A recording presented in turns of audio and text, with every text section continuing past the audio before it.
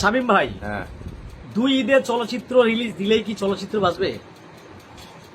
চলচ্চিত্র হয় কই?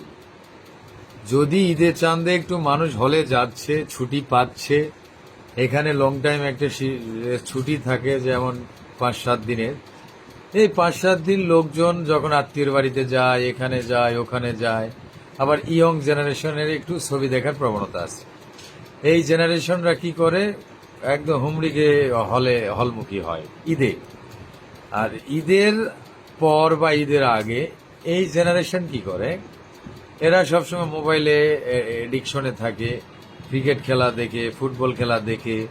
আবার আমাদের দেশে সবচেয়ে বড় ক্ষতির সম্মুখীন হচ্ছে, সেটা হচ্ছে যে যে ইয়াটা আর কি, জুয়া। আচ্ছা। যেটা অনলাইন জুয়া। এই জুয়াটার কারণে আমরা একটু ভুক্তভোগী বেশি, ইয়ং জেনারেশন এদিকে অ্যাডিক্টেড। এখানে 30% জেনারেশন এই জুয়াতে অ্যাডিক্টেড। তো যারা জুয়াতে অ্যাডিক্টেড তাদেরকে হলমুখী করতে পারবি না ঈদের আগে এবং পরে। এই জন্য ঈদ কেন্দ্রিক ছবিগুলো বেশি হচ্ছে। ঈদে হলো কি, যে একটা আলোচনায় আসা যায়, যে কোনো শিল্পী আলোচনায় আসতে পারে। একটা মুভির গল্প হলে ওই ছবিটা দেখার পর একটা রিভিউ পায়। ছবি চলুক আর না চলুক, আলোচনায় আসে একজন শিল্পী, একজন কলা কৌশলী, একজন ডিরেক্টর, প্রডিউসার, এভরিবডি। এই যে ঈদের ছবি চলবে, তারপর আর কোনো ছবির খবর থাকবে না, তাহলে হল কি করে বাঁচবে? হল তো নাই, হল আছে কই? তোর এই ঈদের সময় কিছু কিছু হল আর সিঙ্গেল স্ক্রিন যেগুলি আছে, এই সিঙ্গেল স্ক্রিনগুলো কি হয়, ঈদের মধ্যে ওনারা চালু করে ছবির ব্যবসার করার জন্য। পজিশন অপোজিশন তো নাই। তো এই ছবিগুলো কি করে, ঈদের সময় নিয়ে গিয়া যতটুকু ব্যবসা করা যায়, কারেন্ট বিল দিয়া যতটুকু বেঁচে থাকা যায়, এছাড়া আর কিচ্ছু না। আচ্ছা, আপনার কি মনে হয় এই ঈদে কোন ছবি এগিয়ে থাকবে? অবশ্য- বরবাদ, দাগি, হ্যাঁ, জঙ্গলি, হ্যাঁ। নাকি জিম 3? জিন 1-2 কি চলছে?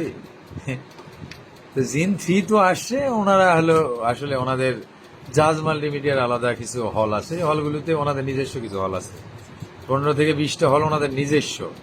এটাতে ওনারা জিনই চালাবে, আর কিছু চালাবে না।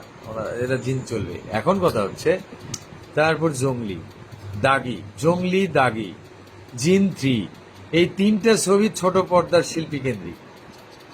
সজল ছোট পর্দার, নিশু ছোট পর্দা, Right. তারপরে হচ্ছে সিয়ামও ছোট পর্দা। তো এই প্রত্যেকটাই ছোট পর্দা থেকে এসেছে। একমাত্র ওয়ান অ্যান্ড অনলি আমাদের সুপারস্টার মেগাস্টার শাকিব খান হচ্ছে চলচ্চিত্র কেন্দ্রিক। তো চলচ্চিত্র কেন্দ্রিক, চলচ্চিত্রের মানুষকেই দেখার জন্য টিকিট কাটে হচ্ছে সাধারণ দর্শক। তুই হলো মনে কর যে স্টার সিনেপ্লেক্স বা সিনেপ্লেক্সগুলিতে যে দর্শকগুলো যায়, এরা বাসায় বৈশা নাটক দেখবে, টেলিফিল্ম দেখবে, ওয়েব সিরিজ দেখবে, আর সিনেমা হলে কি ওই নাটকমুখী সিনেমায় দেখবে। ওরা ওখানেও দেখবে স্লো ছবি, আবার টিভিতেও দেখবে স্লো গল্প, সব জায়গায় স্লো। তো ইনাদের চিন্তা করে সিনেমা বানাইলে ওই সিনেমার কতটুকু রেসপন্স দিবে? তাহলে কি আপনার মনে হচ্ছে এই ঘুরে ফিরেই শাকিব খানের দখলেই বক্স অফিস? হ্যাঁ, ঘুরে ফিরে ঈদে শাকিব খান তো আগে তো অ্যাভেলেবেল ছবি করতো। নিজের চুলের গেট আপ, ফেসের গেট আপ, ড্রেসিং, তারপরে হলো হচ্ছে যে সিনেমা কেন্দ্রিক যে আর্টটা লাগে, ওই আর্টটা দিতে পারতো না। কারণ এই ছবি শেষ করে ওই ছবি, চুল তো তখন বড় ছোট করা যায় না। এখন সে বছরে 2টা করে ছবি করছে, 2 ঈদ কেন্দ্রিক, একটা রোজার ঈদ, একটা কুরবানির ঈদ।